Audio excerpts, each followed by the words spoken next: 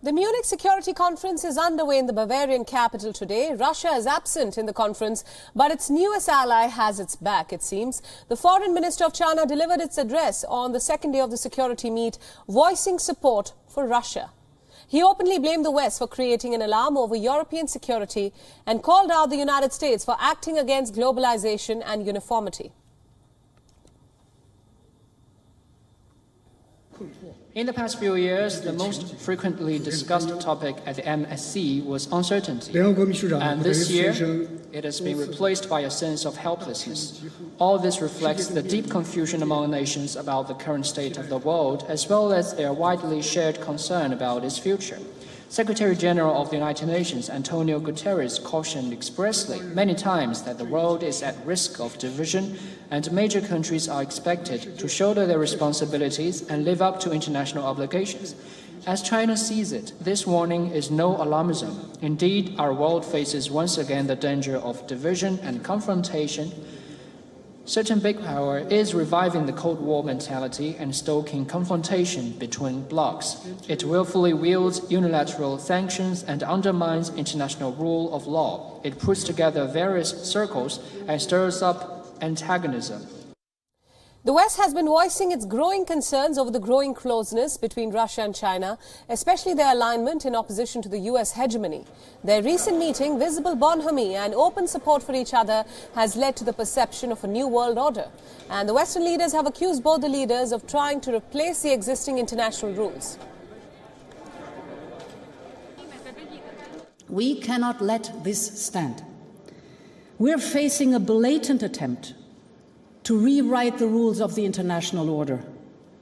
One only has to read the recent communiqué issued by Russian and Chinese leaders. They seek a new era, as they say, to replace the existing international rules.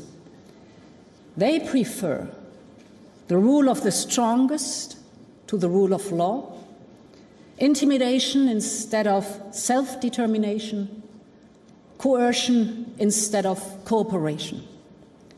The presidents of China and Russia held their first in-person meeting in 2 years this month. Vladimir Putin went all the way to Beijing on the invitation of the Chinese President Xi Jinping.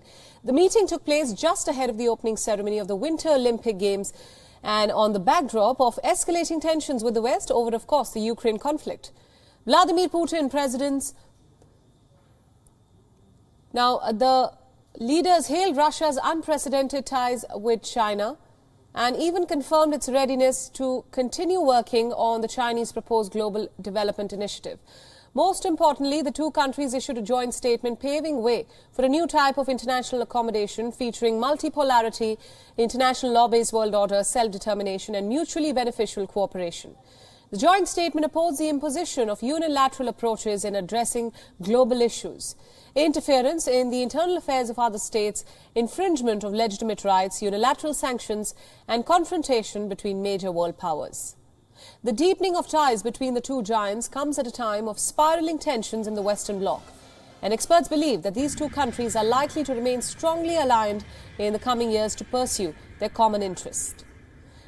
The rivalry strategies and competition are perceived to unbolt a new era of international relations.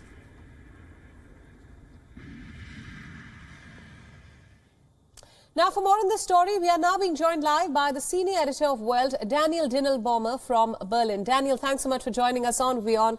My first question to you, as global leaders discuss the Ukraine conflict, China has openly blamed the West for creating an alarm over European security, calling out the US for acting against globalization. Tell us more about the same and your thoughts. First of all, thanks for having me. Actually, what you said was also reflected at the Munich Security Conference, from which you just showed footage, where China's Foreign Minister Wang Yi actually came, interestingly, to stress that China was in favor of international rules and negotiated solutions. And the security experts and politicians in the audience asked him that if this was China's position, how was it possible that China actually supports Russia's stance on Ukraine, which at the moment is threatening to overrun Ukraine's borders. And of course, not respecting borders means disrespect for the basic foundations of foreign policy.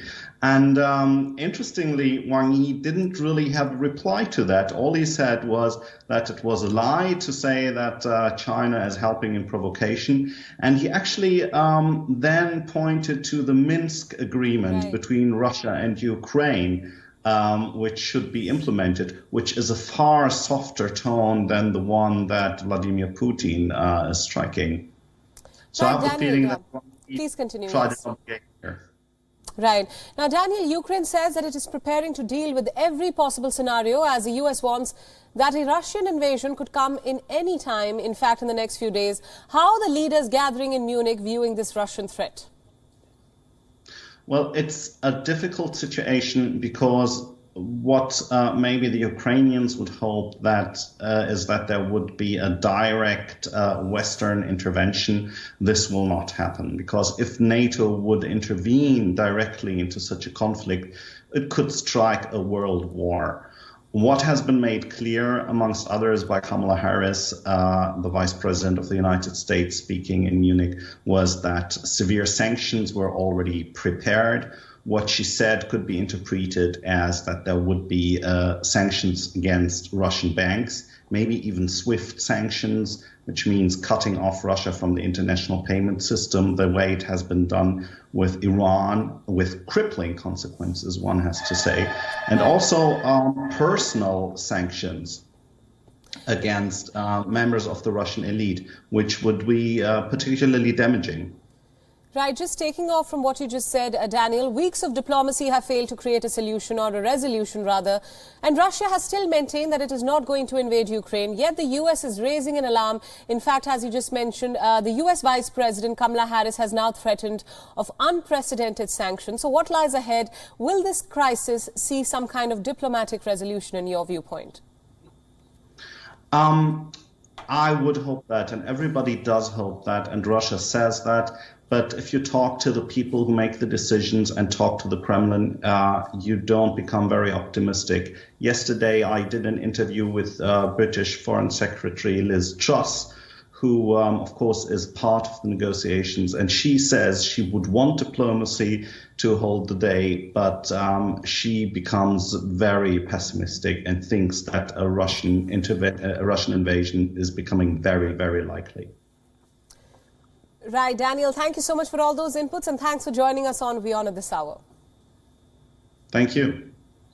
WION World is now available in your country. Download the app now and get all the news updates on the move.